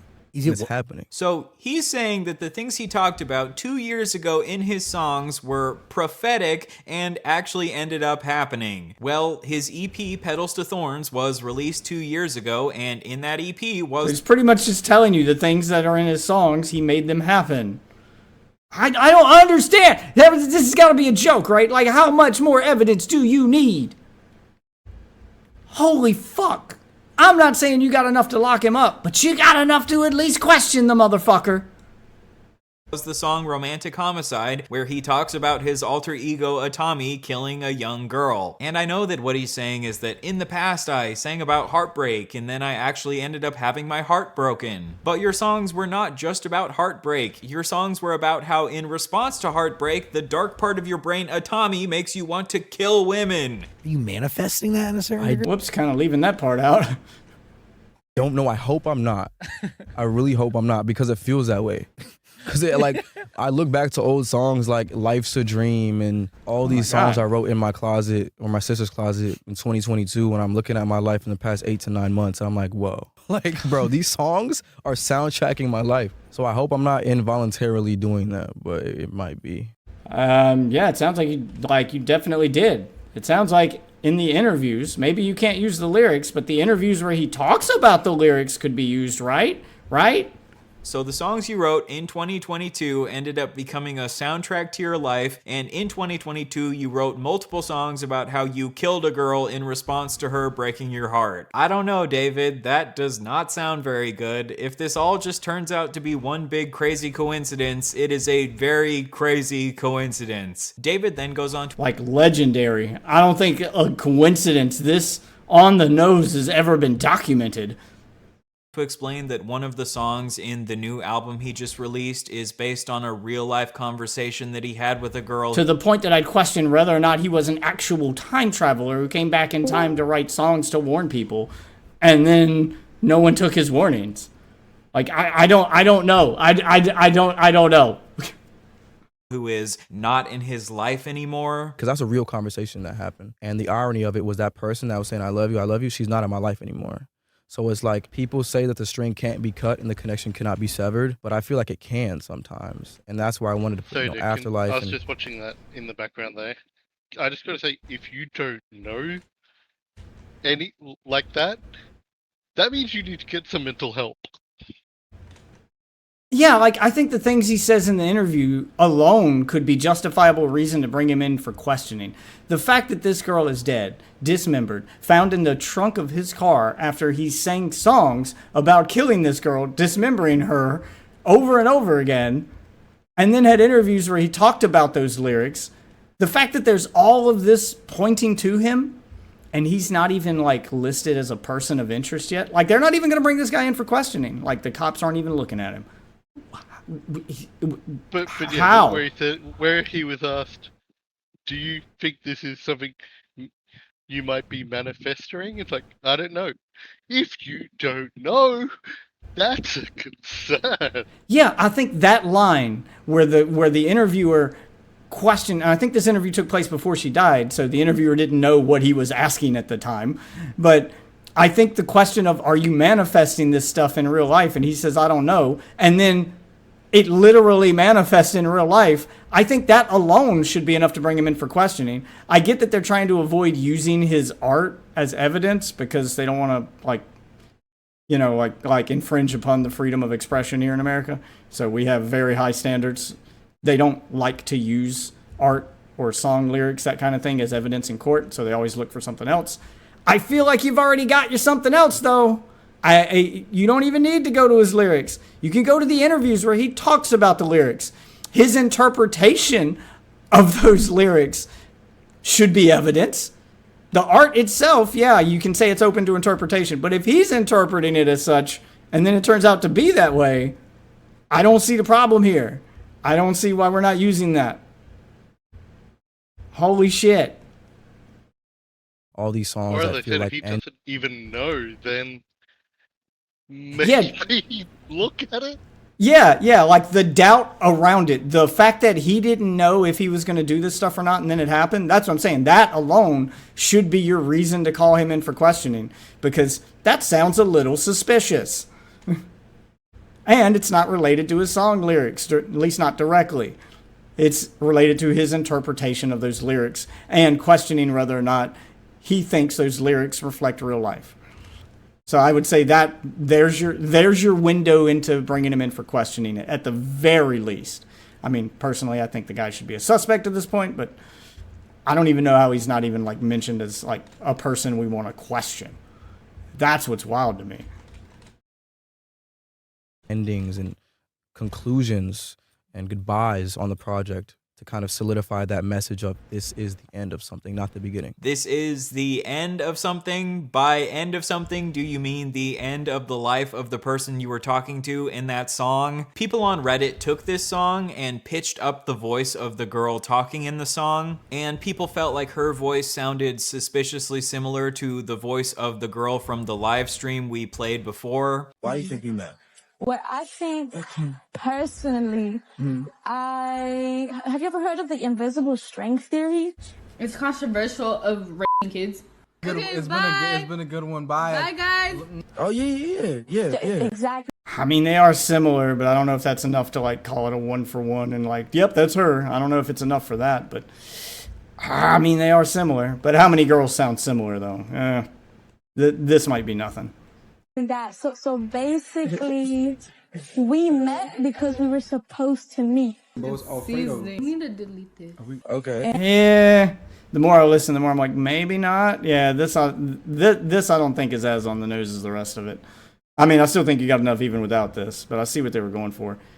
I mean, it's worth looking into, but I don't think this is as obvious as all the other stuff. And we're connected because we're supposed to be connected. It's kind of like that, I loved you before I existed and I love you even when I die. Oh, look it. Answer that one. That's so mean if you don't answer Which that. one? I gotta stop. For all of the music videos for this new album, there's this repeated imagery of this red thread. And in this song, this girl who sounds suspiciously similar to Celeste explains how this red thread can connect you to people even when they're dead. And remember that anime music video from before? This girl, who is possibly meant to be Celeste, is signified by white roses and the color purple. And Atami kills her in a fit of jealousy when her white roses ensnare him with purple thorns. And I think this is referenced in the title of his EP, Petals to Thorns, basically implying that this yeah, it's all connected and very, very obvious. Beautiful, perfect rose, Celeste, ended up ensnaring him with her thorns. He thought that this 12-year-old girl was this perfect virgin flower, but then she decided to hurt him with her thorns when she broke his heart, which shows you to never trust 12-year-old girls because they might turn out to be evil. The white rose, universally regarded as a symbol of purity, loyalty, and romance. But that's not the reason I took a liking to it.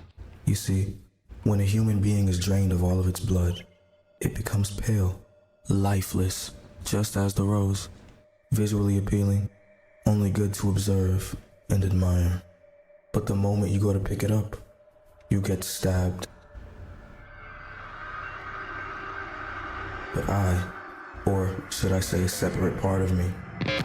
So he started there with every rose has its thorn. Yeah, that's been done before in songs. That's a fine metaphor in and of itself. If he had stopped there, would have been all right. But he continues. Indulges himself in the thorns, dousing himself in the blood of his own negligence without even vetting the misleading beauty. And in the music video, now it's sounding like you might be ready to murder somebody.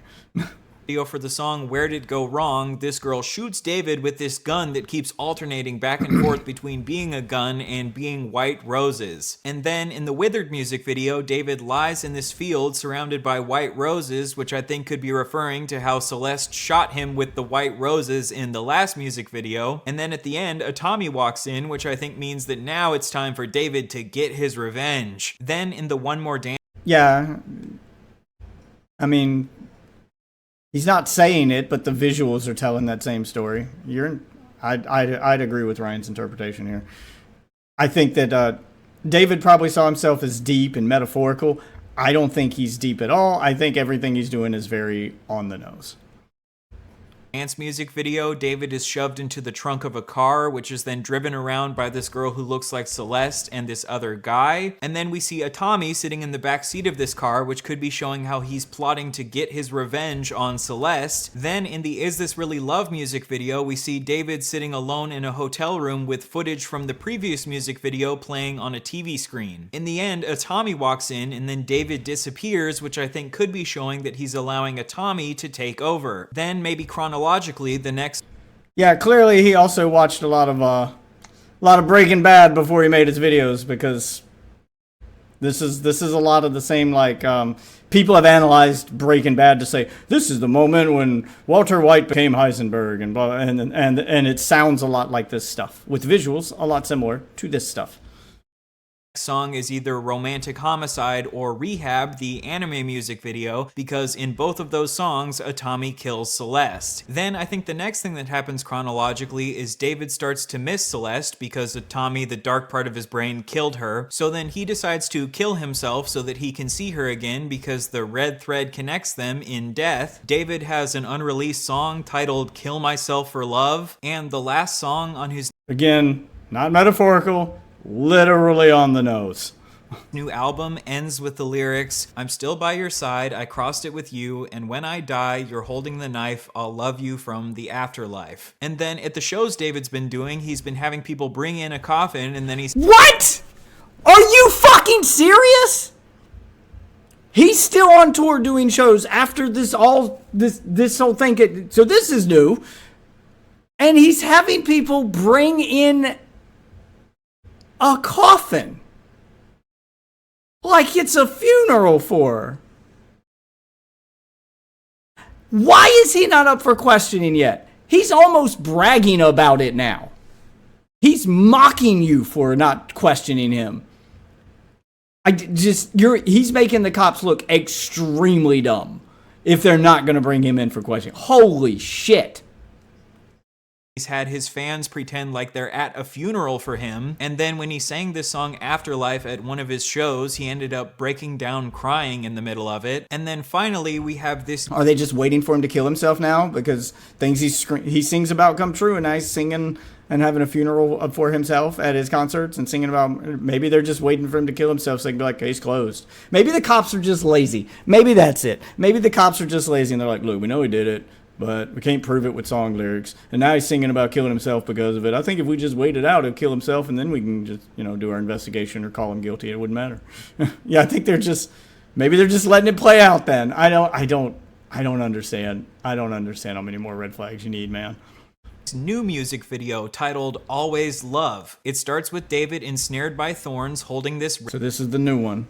Red thread. Then these white rose creatures bring David to this field that's surrounded by waterfalls, and then he has this vision where he sees the girl surrounded by purple and white roses. And now she's wearing the blindfold like she's the bad one.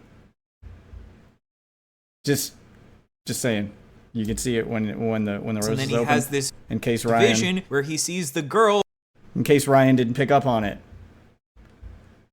The girl that looks very similar to the girl that died is in anime form in his new music video. But now that she's dead, notice how her appearance has changed. So now she's the one with the blindfold. And is Tommy going to be in this new video, or is it going to be just David, not his alter ego? Now she's the one with the alter ego, and that alter ego being deceased, or before she was alive. Like, I don't understand, man. He is very on the nose and almost openly, like, admitting and bragging about it at this point.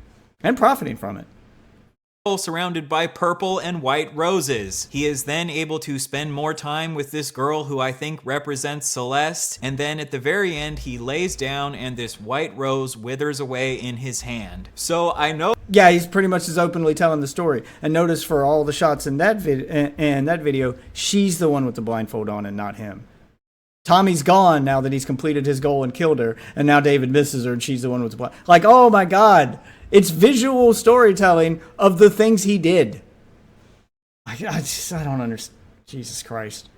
Oh, this all might sound like a batshit conspiracy theory, but again... No, I think it's very on the nose. None of this sounds batshit at all. It sounds incredibly obvious. Let me walk you through the story that I think David is telling here. All right, let's see if he came to the same conclusion that I did. It starts with Celeste telling David that there's this red thread that connects them even in death, and he just needs to follow this red thread to see her again if she ever dies. Then Celeste ends up breaking David's heart, which is shown by her shooting him with this gun made of roses. Then David is tormented by Celeste and this new guy, which is shown by him being in the trunk of this car that they're driving around. Then, in anger, David allows Atami, his dark alter ego, to take over his body, which is shown by him disappearing in this music video where he's sitting on the bed. Then Atami goes and kills Celeste, which is shown in the Rehab and Romantic Homicide music videos. Then David misses Celeste and remembers what she said about the red thread connecting them, so he decides to kill himself so that he can see her again, which is why he had his fans do this funeral for him at his shows. Then in the final anime music video, the red thread brings him back to Celeste, and they're able to spend one more day together before at the end he lies down and both him and the white rose wither away, which is referenced by the title of his new album being called Withered. Again, I really hope... Very on the nose. He didn't pick up on the blindfold part, but I think that means something too. But regardless, even without that, it's still on the nose.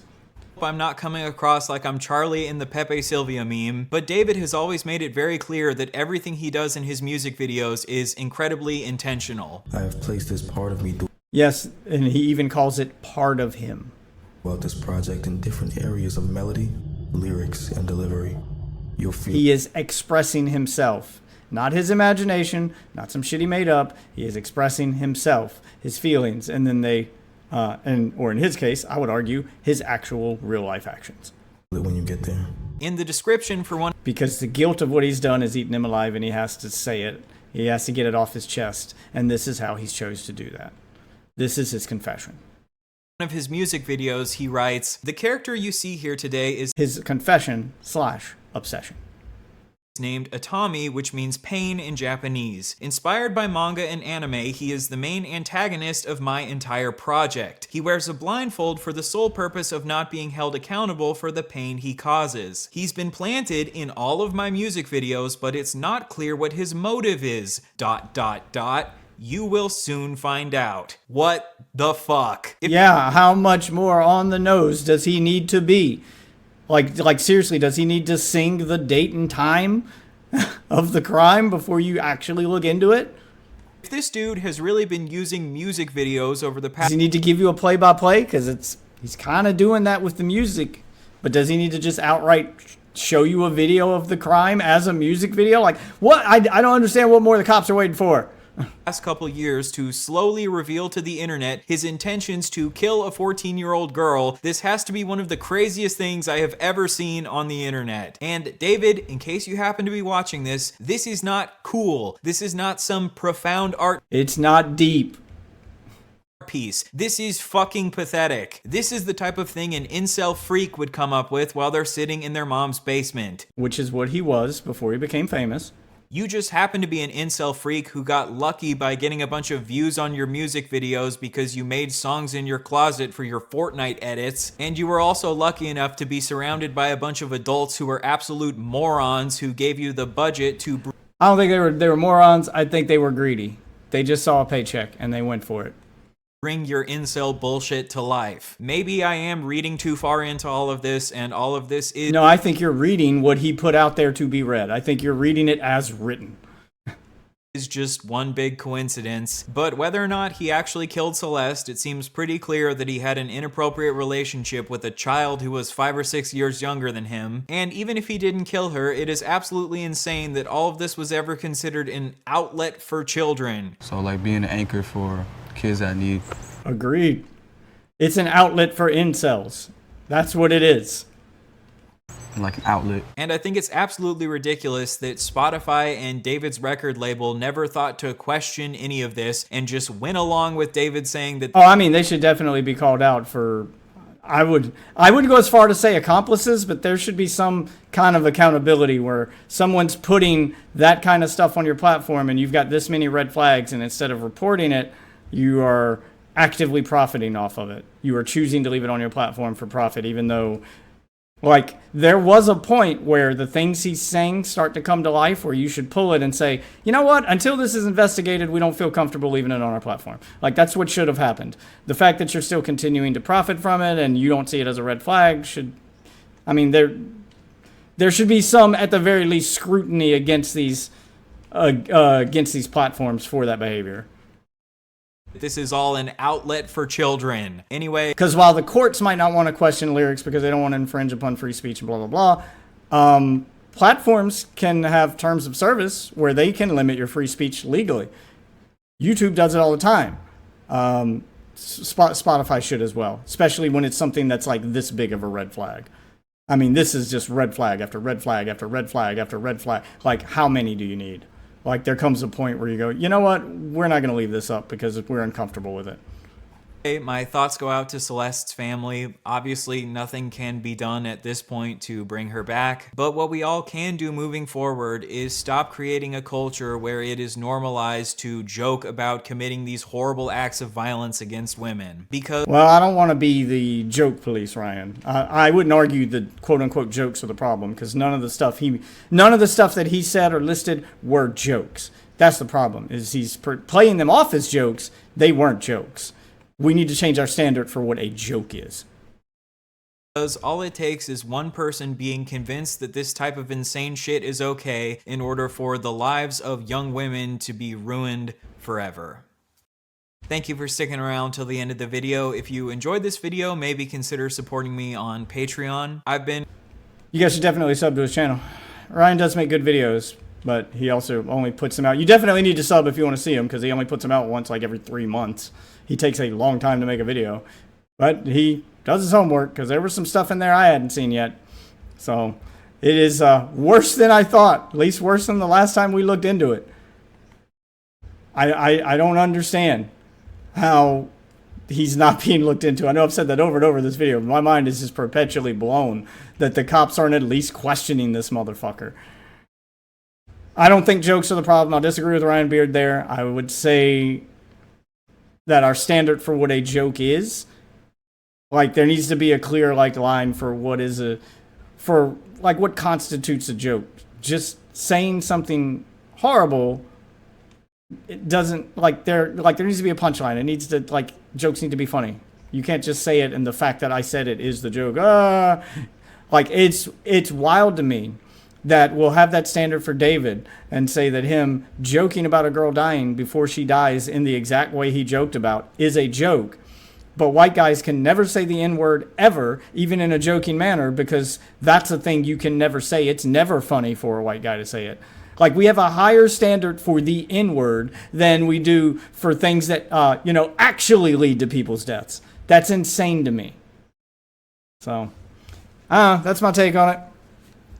If you guys enjoyed this one, go sub to Ryan Beard.